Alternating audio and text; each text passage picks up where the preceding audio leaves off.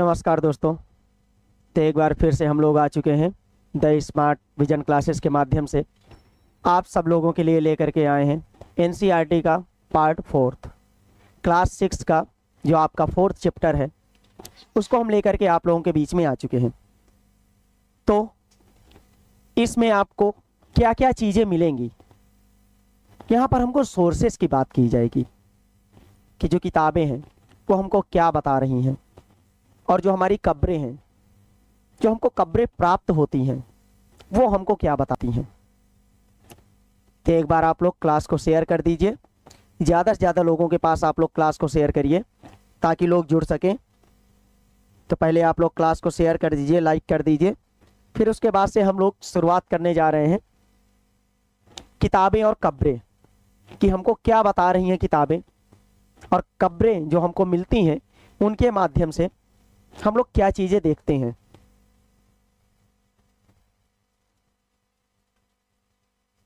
जैसा कि देख पा रहे हैं धीरे धीरे आप लोग जुड़ रहे हैं, तो और भी लोगों को जोड़ने का प्रयास करिए, जो कि एक एनसीईआरटी का 4th चैप्टर हम लोग डिस्कस करने जा रहे हैं। तो चलिए हम लोग देखते हैं चैप्टर के बारे में कि आगे इसमें क्या चीज़ें हैं।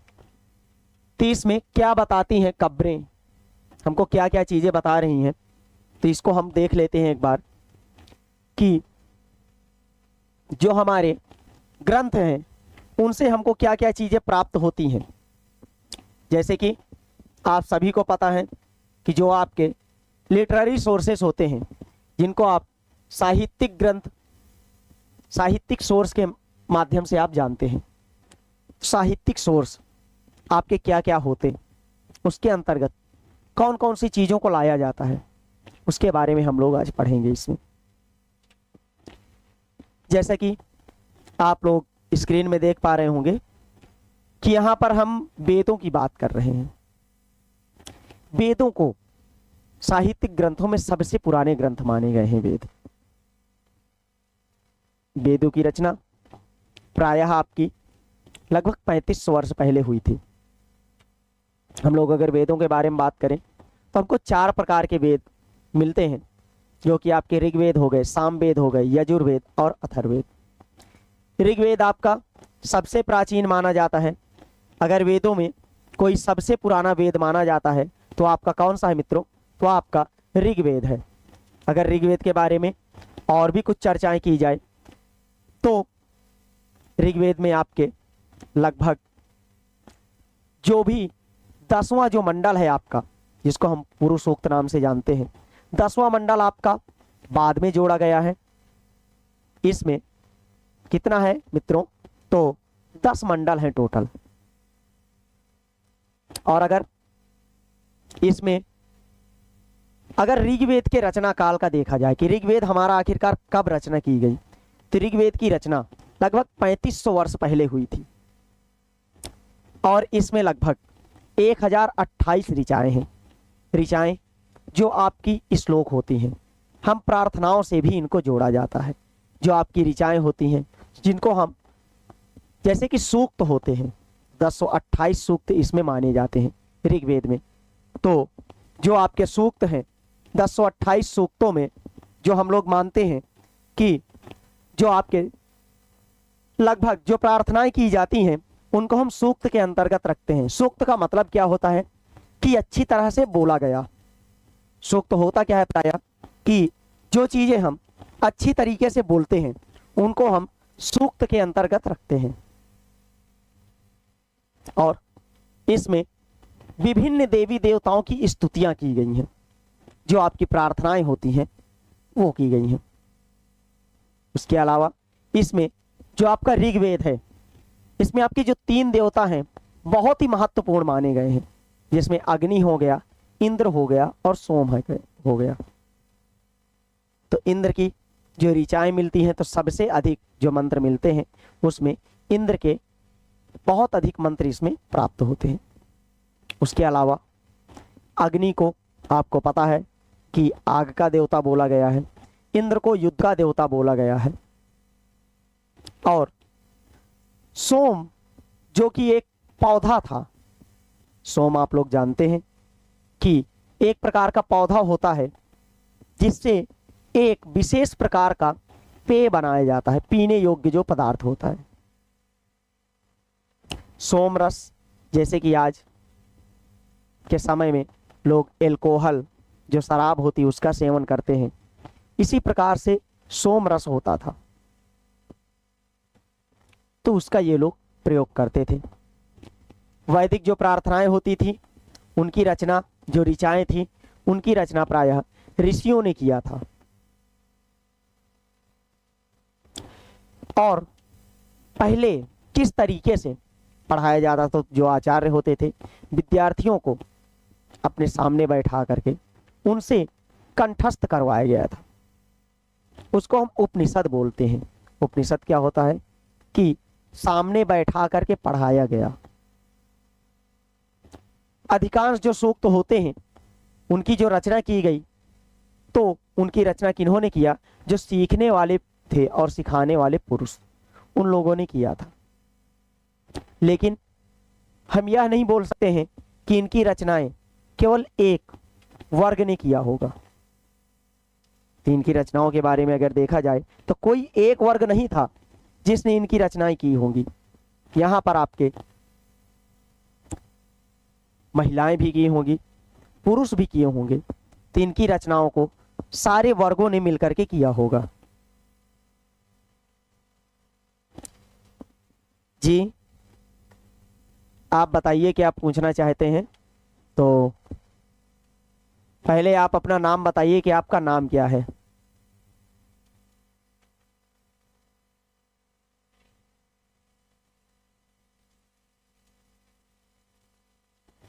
आप पूछना क्या चाहते हैं कि भारत में प्रथम पुर्गली कौन था?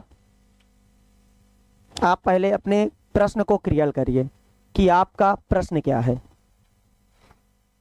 तो इसमें आगे हम देखते हैं कि आपके जो ग्रंथ थे, ग्रंथों को सामने बैठा करके पढ़ाया जाता था।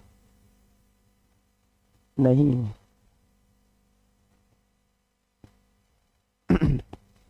तो इसके बारे में हम लोग आगे देखते हैं कि आगे क्या चीजें होती है। हम लोग जैसे कि जानते हैं कि जो इनकी रचनाएं किस तरीके से की जाती थी। गुड आफ्टरनून काव्या जी। तो अगर हम इनकी रचनाओं के बारे में देखें कि इनकी जो रचनाएं हैं किस प्रकार से की जाती थी, तो संस्कृत भाषा में जो भी आपके ग्रंथ मिलते हैं प्रायः किस में मिलते हैं? तो आपके संस्कृत भाषा में प्राप्त होते हैं। उसके अलावा अगर और भी कुछ महत्वपूर्ण चीज़ें इनके बारे में देखी जाए तो आपको पता है कि ऋग्वेद की रचना सबसे पहले की गई थी। उसके बाद जो सबसे लास्ट में जिस वेद की रचना की गई तो उसमें आपका अथर्ववेद आता है। तो ये आपके लिटरेरी सोर्सेस हैं, इनके माध्यम से हम लोग उस काल के सामाजिक, आर्थिक और राजनैतिक जीवन के बारे में जान सकते हैं। जिस टाइम पीरियड की जो पुस्तक होती है उस टाइम पीरियड के सामाजिक, आर्थिक और राजनैतिक क्रियाकलापों का अध्ययन करते हैं। एक बार आप लोग क्लास को लाइक कर दीजिए और ज़्यादा से ज़्यादा लोगों को जोड़ने का प्रयास करिए। चलिए इसके आगे हम लोग देखते हैं कि आगे क्या है। तो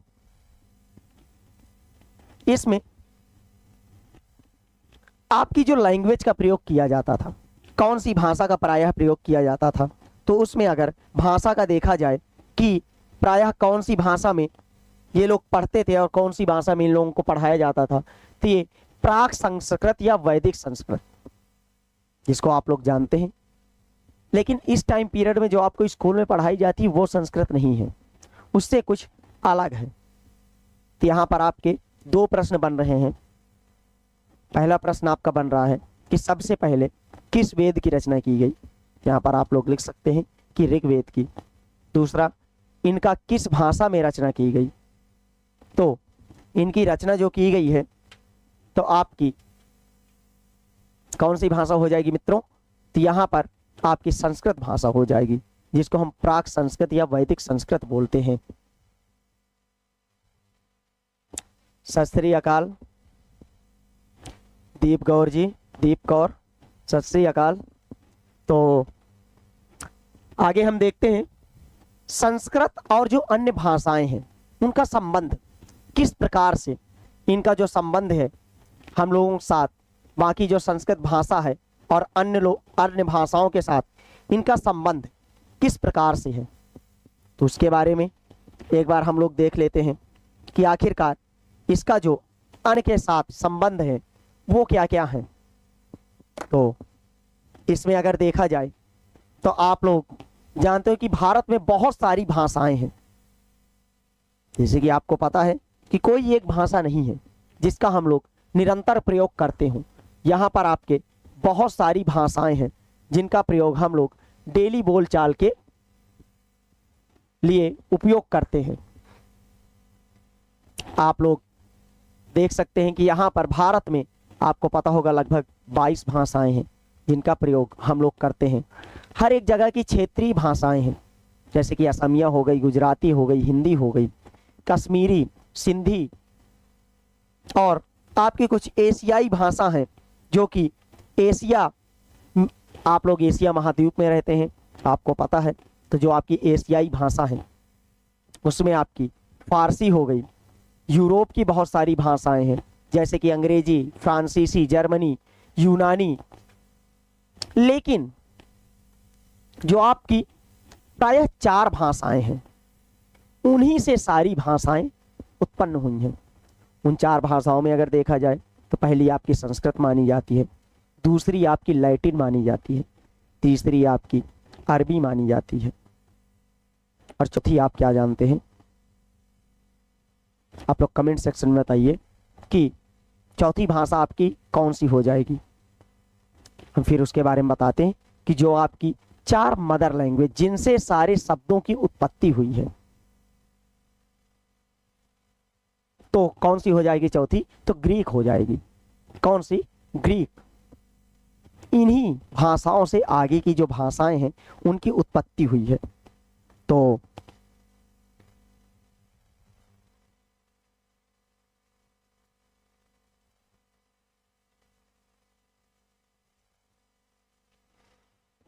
उसके अलावा और अगर कुछ चीजें देखी जाए तो यहाँ पर कुछ अलग अलग जगहों पर, जैसे कि हम लोग पता है कि हर एक क्षेत्र में क्षेत्रीय भाषाएं जो होती हैं, उपमहाद्वीप के एक स्थान से दूसरे स्थान पर भी दूसरी भाषाएं बोली जाती हैं। जैसे कि आप लोगों को पता है कि पूर्वोत्तर जो प्रदेश हैं हमारे यहाँ के, जो पूर्वी क्षेत्र के हमारे प्रदेश हैं, वहाँ पर हमारी दूसरी भाषाओं का प्रयोग किया जाता है। तो उसमें आपकी कौन कौन सी भाषाएं हैं उसके बारे में अगर देखा जाए तो उपमहाद्वीप के दूसरे भाषा परिवारों की भी भाषाएं बोली जाती हैं। उदाहरण के लिए पूर्वोत्तर प्रदेश में तिब्बत बर्मा परिवार की भाषाएं बोली जाती हैं, जैसे कि तमिल हो गई, तेलुगु हो गई, कन्नड़ हो गई, मलयालम हो गई, द्रविड़ भाषा परिवार की जो भाषाएं होती हैं वो सारी चीज़ें प्रयोग की जाती हैं। उसके अलावा जबकि झारखंड और मध्य के कई भागों में बोली जाने वाली भाषाएं कौन सी हैं, ऑस्ट्रो एशियाटिक परिवार से जुड़ी हुई हैं।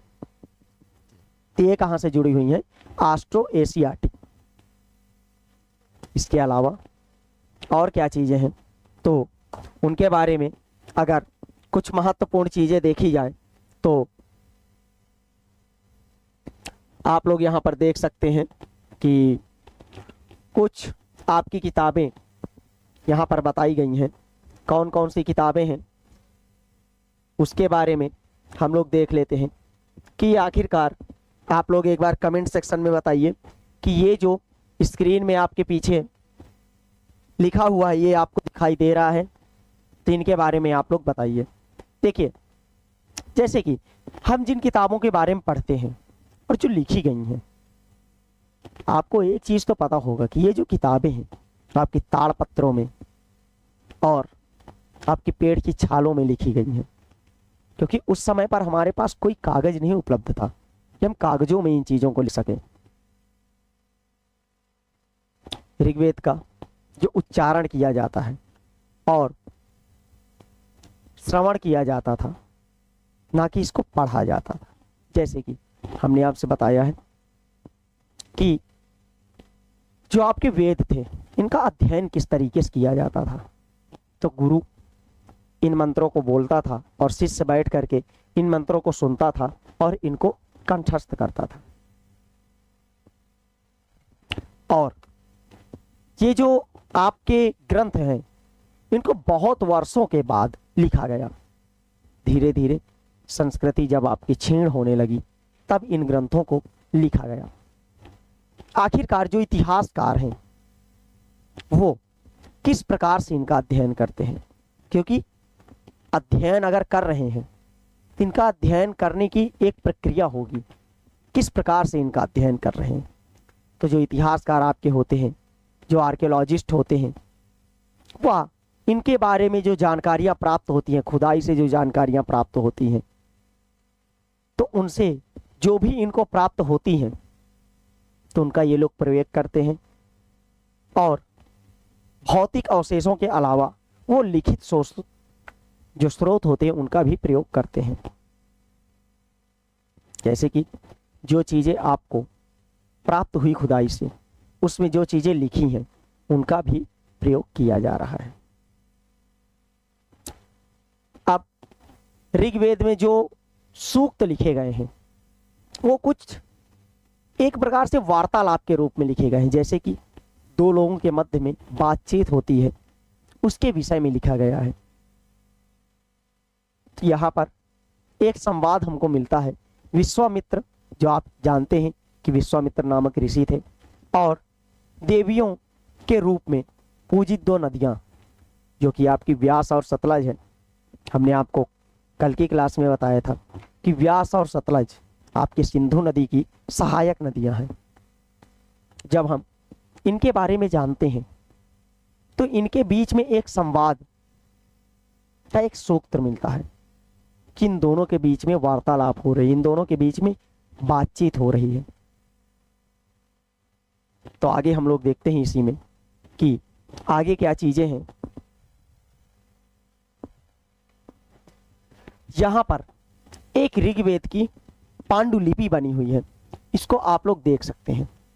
आप लोग अगर इसमें देखेंगे तो ये संस्कृत भाषा में लिखा हुआ ऋग्वेद का एक लिपि है। आप लोगों को यहाँ पर स्क्रीन में दिखाई दे रहा होगा कि जैसे पांडुलिपि हमने आपको बताया था कि ताड़ के पत्तों पर लिखा जाता था। जब ताड़ के पत्ते सूख जाते थे तो उन्हीं पर लिखा जाता था।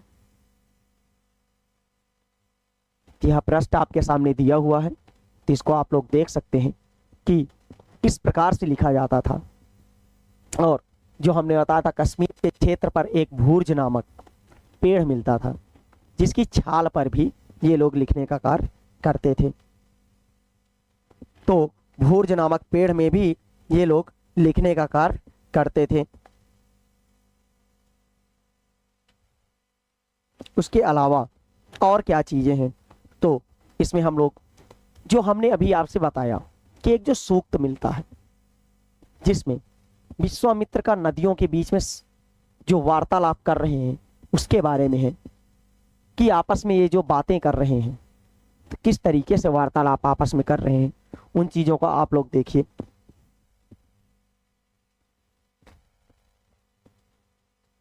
आपको यहां पर सारी चीजें स्पष्ट रूप से दिखाई दे रही होंगी। एक बार आप लोग कमेंट के माध्यम से बताइए कि आप लोगों को ये चीजें दिखाई दे रही हैं क्लियर। एक बार आप लोग कमेंट सेक्शन में बताइए कि आपको ये चीजें क्लियर दिखाई दे रही हैं।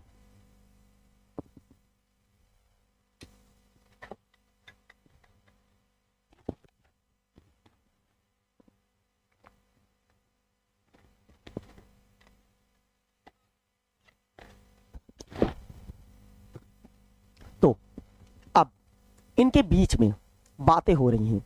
विश्वामित्र कहते हैं, हे नदियों, अपने बछड़ों को चाटती हुई दो दमकती गायों की तरह दो फुर्तीले घोड़ों की चाल से पहाड़ों के नीचे आ जाओ।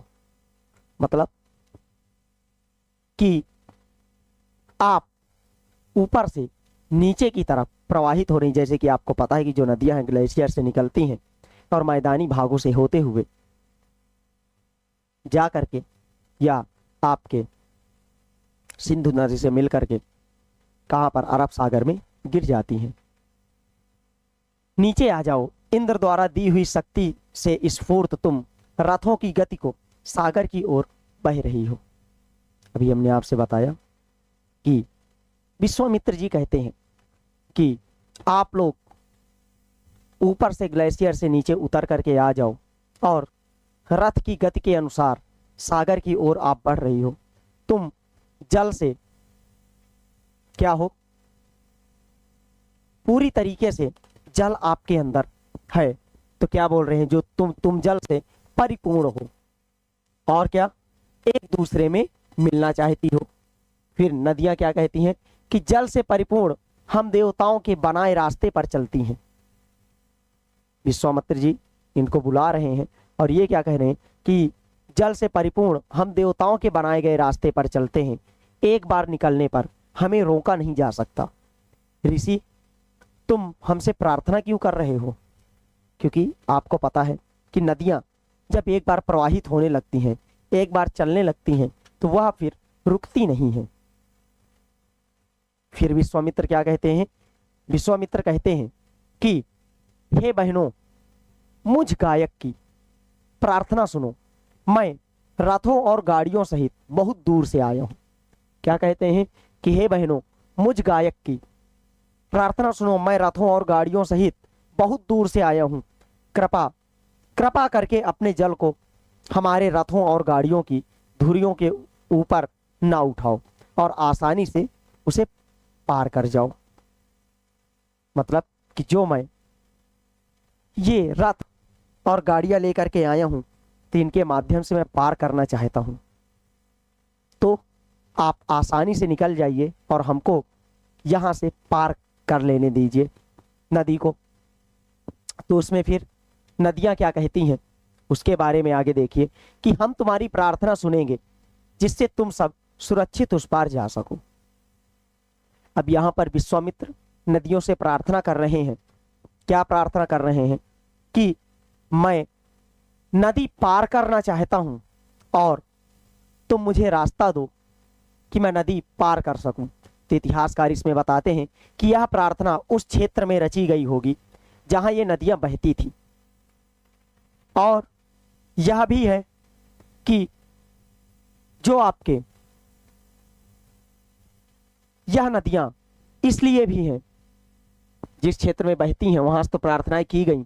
उसके अलावा सुझाते हैं कि जिस समाज में ऋषि रहते थे वहां घोड़े और गायों का बहुत महत्व दिया जाता था। मतलब यहाँ पर एक और महत्वपूर्ण बात हमको समझ में आ रही है कि इतिहासकार बताते हैं कि यह जहां पर ऋषि मुनि रहते थे वहां पर घोड़े और गाय जो हैं उनको बहुत महत्व दिया जाता था। इसीलिए वो प्रार्थना कर रहे हैं। Good evening sir. Prashant sir हम लोगों के बीच में आ चुके हैं। इंग्लिश के बहुत ही अच्छे टीचर हैं, तो आप लोग इनकी भी क्लास में डेली ज्वाइन किया करिए, तो आप लोगों को इंग्लिश के बारे में बहुत सारी चीज़ें सीखने को मिलेंगी। गुड इवनिंग सर, आपकी क्लास का डेली इंतज़ार भी रहता है। तो चलिए, इसलिए नदियों की तुलना में घोड़ों और गायों से की गई है। जो नदियां हैं, नदियों के बारे में प्रार्थनाएं की गई हैं कि हमको निकल जाने दीजिए।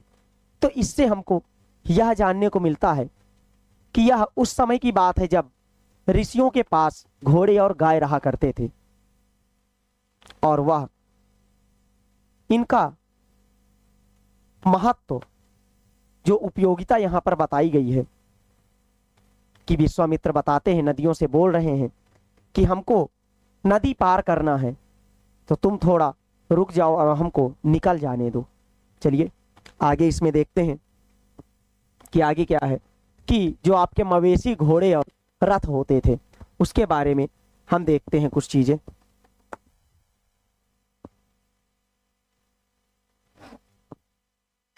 मवेशी, घोड़े और रथ।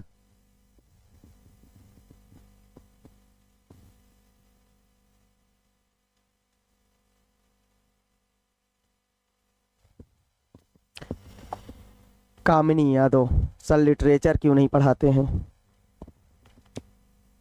सर लिटरेचर भी पढ़ाएंगे। अभी आप लोगों का जो चल रहा है, पढ़ाया जा रहा है, धीरे धीरे सर लिटरेचर भी पढ़ाएंगे। तो अभी अब मवेशी जो घोड़े होते थे, मवेशी जानवर, मवेशी यहां पर किनका किया गया है, जो आपके जानवर होते थे, घोड़े और रथ। अब यहां पर ऋग्वेद में मवेशियों और घोड़ों की प्राप्ति के लिए अनेक प्रार्थनाएं की गई हैं। कि जो आप लोगों को पता होगा कि जो वैदिक पीरियड है, वैदिक पीरियड में खास करके जो गाय को पशुधन बोला गया जाता था। क्या बोला जाता था मित्रों? तो इनको पशुधन बोला जाता था। तो घोड़ों के लिए, गायों के लिए, पुत्र प्राप्ति के लिए बहुत सारी प्रार्थनाएं की गई हैं। घोड़ों का जो प्रयोग किया जाता था, लड़ाई में प्रयोग किया जाता था, शिकार करने के लिए प्रयोग किया जाता था। और जो लड़ाइयाँ करते थे, तो लड़ाइयों में ये लोग करते क्या थे कि जो मवेशी होते थे उनको ये लोग जीत करके लाते थे। लड़ाइयाँ ऐसा नहीं कि केवल मवेशियों के लिए हुई, लेकिन लड़ाइयाँ इनकी जमीन के लिए भी हुई हैं। लेकिन यह लड़ाई लड़ते थे उस जमीन के लिए जहां पर अच्छे चारागाह होते थे, जहां पर अच्छे अच्छे तरीके के, धन्यवाद कामनी सिंह जी, तो जहां पर अच्छे अच्छे चारागाह होते थे जो कि फसलें उपजा सके, क्योंकि वहां पर जो आपकी उर्वरक भूमि होगी, क्योंकि आपको पता है कि जितनी उर्वरक भूमि होगी उतनी अच्छी फसल होती है। तो ये लोग उन जगहों को जीतने का प्रयास करते थे जहां पर चारागाह हो या तो फसल उपजाई जा सके। कुछ लड़ाइयां पानी के लिए भी हुई होंगी, क्योंकि उस समय की मेन जो आपकी उपयोगिता थी, खाना पानी। तो खाने के लिए इनको मवेशियों का प्रयोग करते थे, क्योंकि जानवरों से इनको दूध भी मिलता था और मांस भी मिलता था। उसके अलावा जो आपके मैदान होते थे, तो वहां से मवेशियों के लिए चारा हो गया, और उसके अलावा चारा के अलावा इनको फसल में जो उत्पादन होता था, तो फसल के उत्पादन से प्राप्त अनाज वगैरह भी इनको प्राप्त होता था। उसके अलावा पानी इनकी एक बहुत ही महत्वपूर्ण क्या थे, इनके स्रोत था कि इनको पानी की भी आवश्यकता बहुत ज्यादा थी। तो इसकी लड़ाइयां पानी के लिए भी लड़ी गई होंगी। और कुछ लड़ाइयां आपकी बंदी बनाने के लिए भी लड़ी गई होंगी। मान लीजिए किसी की किसी दूसरे के साथ शत्रुता है, तो उसको बंदी बनाने के लिए भी कुछ लड़ाइयां लड़ी गई होंगी। तो जो ये युद्ध होते थे, युद्ध में जीते गए धन का कुछ भाग तो सरदार रख लेते थे। जो कि आपका युद्ध होता था, तो युद्ध में जीत करके जो भी लाते थे, तो उसका कुछ भाग तो सरदार रख लेते थे और कुछ भाग पुरोहित को दे दिया जाता था, क्योंकि पुरोहितों को इस समय पर सर्वोच्च स्थान दिया गया था। तो जो भी ये लोग जीत करके लाते थे, तो सरदार को पहले कुछ भाग देते थे और कुछ हिस्सा पुरोहितों को दे दिया जाता था। शेष धन क्या होता था, आम आदमियों में बांट दिया जाता था।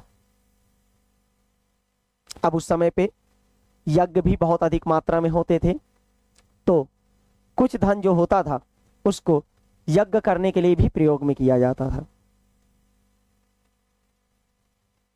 यज्ञ की आग में जो आहुति होती थी, आप लोगों को पता है कि आहुति जो दी जाती है, तो यज्ञ की आग में जो आहुतियां दी जाती थी देवी देवताओं को दी जाती थी।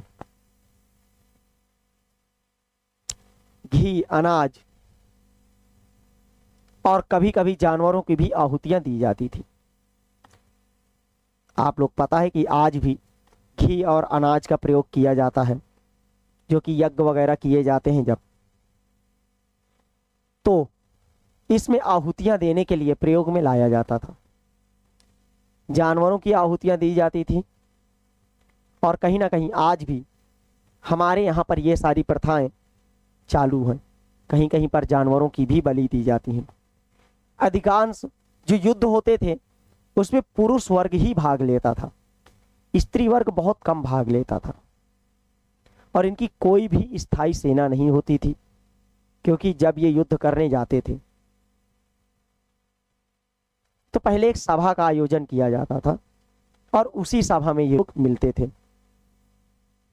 और युद्ध को ये लोग शांति के लिए भी करते थे कि युद्ध के माध्यम से शांति भी स्थापना की जाए। आगे हम लोग देखते हैं कि इसमें और क्या चीजें हैं।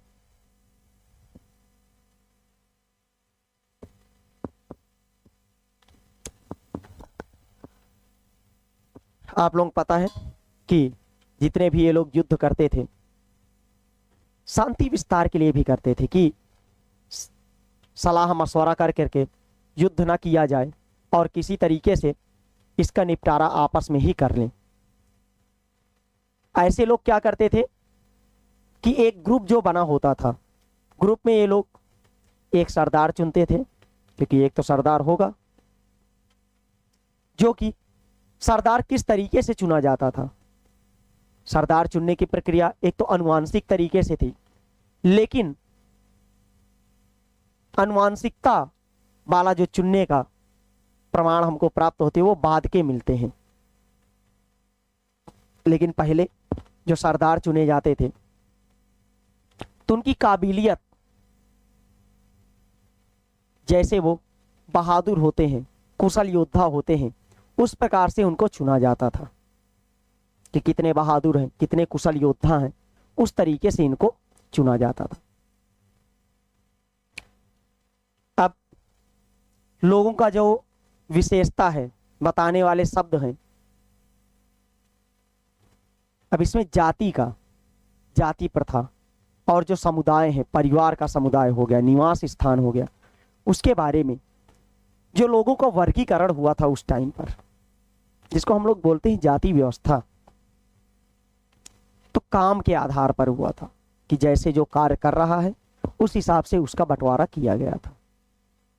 तो लोगों का वर्गीकरण काम, भाषा, परिवार या समुदाय, निवास स्थान या सांस्कृतिक परंपरा के आधार पर किया गया था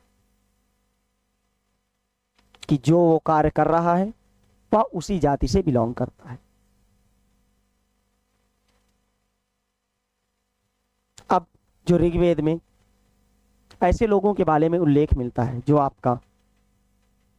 लोग जानते हैं 10वां मंडल पुरुष सूक्त है, वहां पर आपको जाति व्यवस्था के बारे में सूचनाएं मिलती हैं कि यहाँ पर एक मिलता है कि ब्रह्मा के मुख से ब्राह्मण की उत्पत्ति, भुजा से, और आपके क्षत्रिय की उत्पत्ति जंघा से, आपके वैश्य की उत्पत्ति और तालुओं से शूद्र की उत्पत्ति हुई थी। उसके अलावा हमको जो प्रमाण मिलते हैं उसमें यही प्राप्त होता है कि जो जाति व्यवस्था है यह कार्य के आधार पर थी। यहाँ पर दो ऐसे समुदाय थे जिनका वर्गीकरण काम के आधार पर किया गया था। जैसे जो पुरोहित होते थे, जिनको हम ब्राह्मण बोलते हैं, वो तरह तरह के यज्ञ करवाते थे। यज्ञ हो गया, अनुष्ठान हो गया, पूजा पाठ हो गया, ये सारे कार्य करवाने का कार्य कौन करता था? तो आपके पुरोहित जो होते थे वो सारे कार्य करवाते थे। और दूसरे लोग थे, वो थे राजा। दूसरे लोग कैसे थे? तो वो आपके राजा थे। उसके अलावा और क्या था मित्रों? तो यहाँ पर और चीजों को अगर देखा जाए तो ये राजा वैसे नहीं थे जिनके बारे में बहुत ज्यादा हम लोगों को पता है। ना तो इनके पास बड़ी बड़ी राजधानियां थी, ना ही बड़ी बड़ी सेनाएं थी, और ना ही ये लोग महलों में रहते थे। इनके पास छोटी छोटी सेनाएं और अपने ही क्षेत्र से ये लोग कर वसूलते थे। प्राय जो राजा होता था उसकी मृत्यु के बाद उसका बेटा नहीं शासक बनता था, बल्कि समाज का जो शक्तिशाली पुरुष होता था उसको राजा बनाया जाता था। कौन? तो समाज में जो शक्तिशाली पुरुष होता था उसको राजा बनाया जाता था। उसके अलावा आगे इसमें अगर देखा जाए तो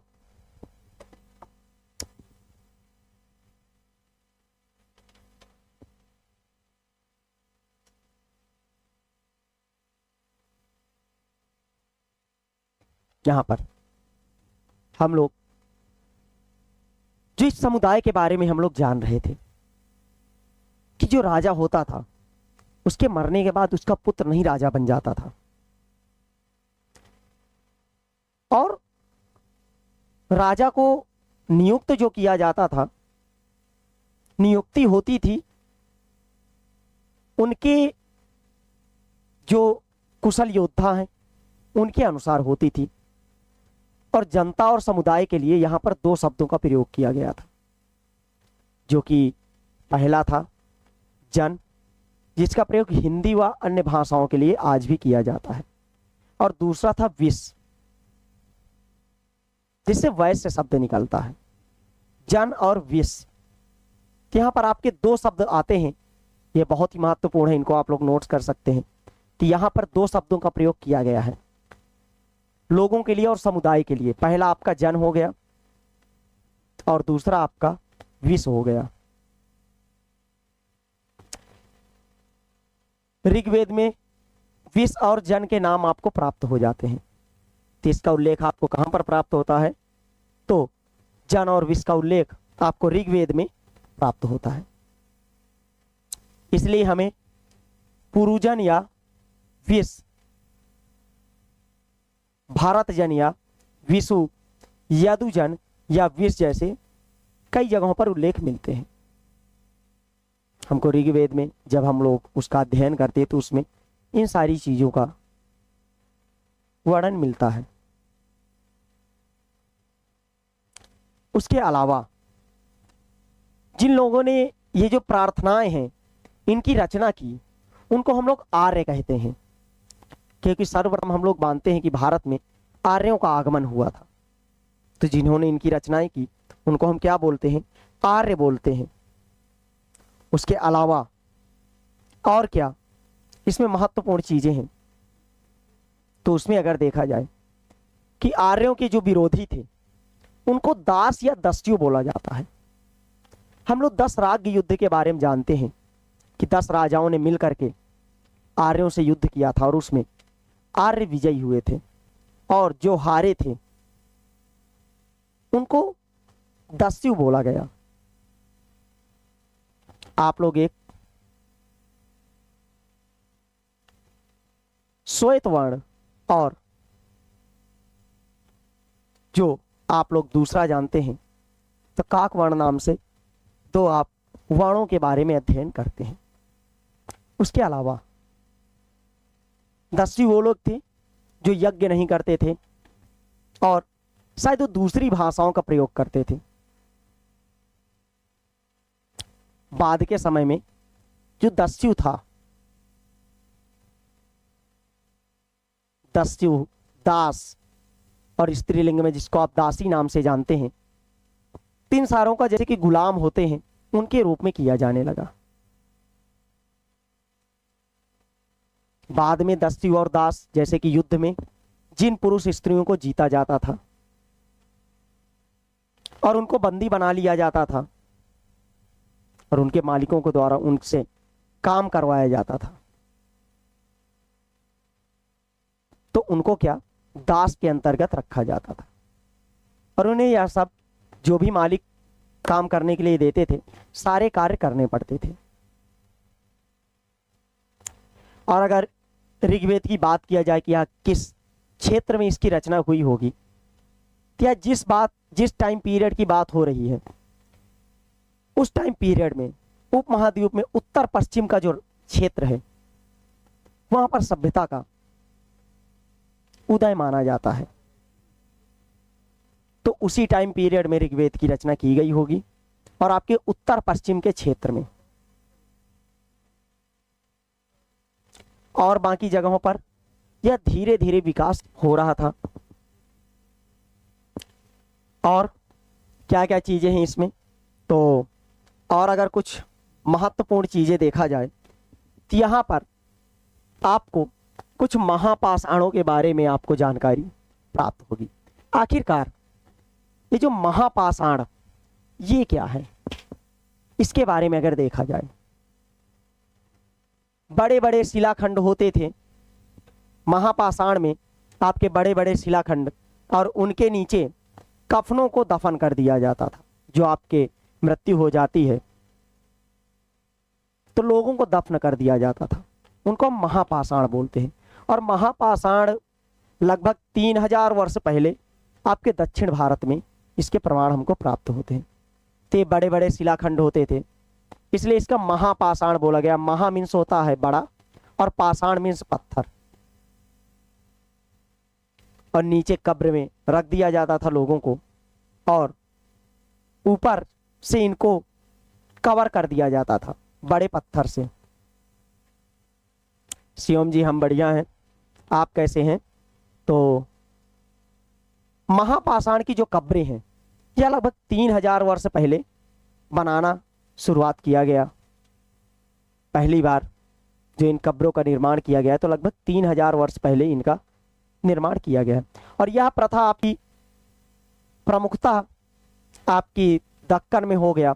महाराष्ट्र वाला एरिया जो है दक्षिण भारत और उत्तर पूर्वी भारत और कश्मीर में प्रचलित था।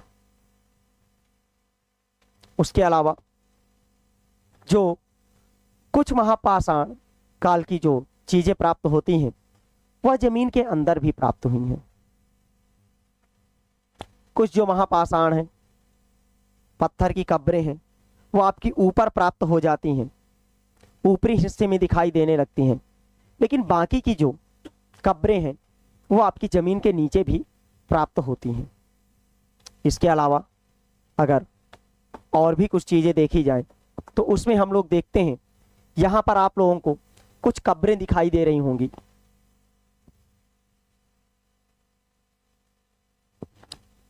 आप लोग यहाँ पर देख सकते हैं कि आपके सामने एक कब्र दिखाई दे रही जहां पर चारों तरफ से पत्थरों से घेरा गया है। गोलाकार पत्थर इसके चारों तरफ सजाए गए हैं और इसमें सागर साई सत श्री अकाल, सागर साई जी सत श्री अकाल। तो कई बार जो पुरातत्वविद थे, जो आपके आर्कियोलॉजिस्ट हैं, उनको एक गोलाकार सजाए हुए पत्थरों का समूह मिलता है। कहीं कहीं पर अकेला पत्थर भी मिल जाता है, खड़ा किया हुआ पत्थर मिल जाता है। लेकिन हमको सिर्फ एक दो जगहों से ही ऐसे प्रमाण मिलते हैं जहां पर हमको जमीन के अंदर से प्रमाण प्राप्त हुए हैं। यहां पर आप लोग देख सकते हैं कि ये आपके जमीन के अंदर बनी हुई कब्र है और चारों तरफ से ये छोटे छोटे पत्थरों से इसको सजाया गया है। और यहां पर हमको ताबूत समाधान, इसको हम बोल सकते हैं ताबूत समाधान, या तो इसको हम शिष्ट बोलते हैं। और इसके अलावा इसमें और जो निर्माण किया जाता है तो पहले तो इन कब्रों में कुछ तो समानताएं होती थी, लेकिन उसके अलावा समानता जो मृतक होते थे उनके साथ उनकी जो बॉडी होती थी खास किस्म का एक मिट्टी के बर्तनों के साथ इनको दफनाया जाता था। जो कि बर्तन जो होते थे काले लाल मिट्टी के होते थे, जिनको आप लोग ब्लैक एंड रेड वेयर भी जानते हैं। लाल और काले मृदभांड नाम से भी आप जानते हैं।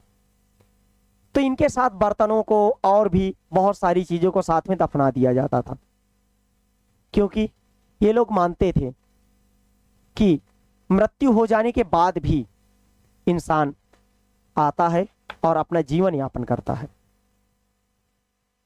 इसके साथ ही बहुत सारे लोहे के औजार, हथियार, घोड़ों के कंकाल और भी बहुत सारी चीजें साथ में प्राप्त हुई हैं। तो इसमें जो चीजें प्राप्त हो रही हैं वो जो सारी चीजें इनके पास से मिल रही हैं कब्रों में रखी हुई चीजें हैं। उसके अलावा और भी अगर कुछ चीजें देखी जाए, एक आप यहां पर देख रहे होंगे, ये आपके कुछ हथियार यहां से प्राप्त हुए हैं। इन हथियारों को आप देख सकते हैं कि